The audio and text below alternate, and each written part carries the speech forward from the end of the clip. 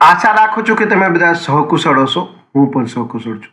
આજે 24 March 2026નું current affair લઈને તમારા માટે હાજર થઈ ગયો છું. તો ચાલો મોડું ન કરતા આજનો વિડીયો શરૂ કરીએ છીએ. એની પહેલાં કહેવા માંગીશ કે ચેનલ પર નવા હો તો સબસ્ક્રાઈબ કરીને રાખજો. વિડીયો ગમે તો એક લાઇક કરી દેજો.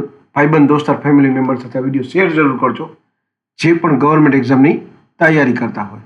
ચાલો મોડું ન કરતા આજનો વિડીયો શરૂ કરીએ છીએ. 24 માર્ચ 2026 કરંટ અફેરનો પહેલો પ્રશ્ન છે. સરહુલ મહોત્સવ મુખ્ય રૂપે કયા રાજ્યમાં મનાવવામાં આવે છે? સાચો જવાબ છે ઝારખંડ. બીજો પ્રશ્ન છે. અનુતિન અર્નીપુલ કયા દેશના પ્રધાનમંત્રી બન્યા છે? સાચો જવાબ છે થાઈલેન્ડ. ત્રીજો પ્રશ્ન છે. એમિઝન કૃષિ યુવા સંસદ 2026 નામનું કૃષિ સંમેલન ક્યાં યોજાયું? સાચો જવાબ છે મણિપુર.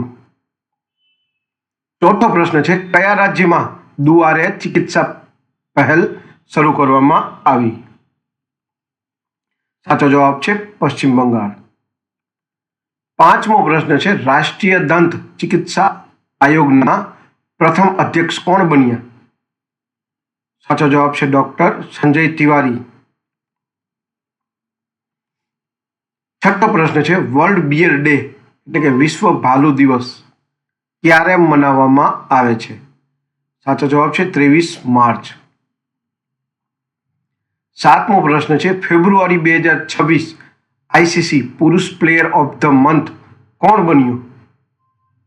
સાચો જવાબ છે સાહિબઝાદા ફરહાન.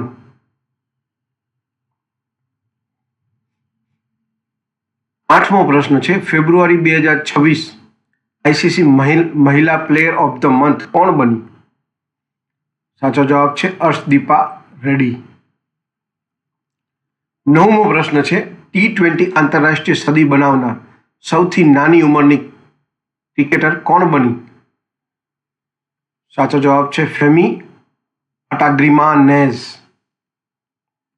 દસમો અને છેલ્લો પ્રશ્ન છે. ભારતીય નૌસેનાના નવા સ્ટીલ્થ ફ્રિગેટ તારાગીરી F-41 ને ક્યાં સેવા માટે સામેલ કરવામાં આવશે?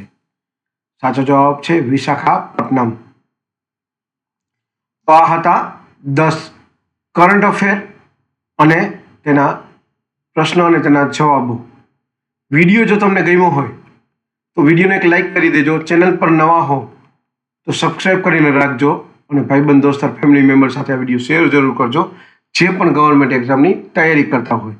કારણ કે લોંગ વિડીયોમાં દરરોજ કરંટ અફેર અને શોર્ટ વિડીયોમાં દરરોજ જનરલ નોલેજ લઈને આવીને તમને દરરોજ અપગ્રેડ કરતો રહીશ.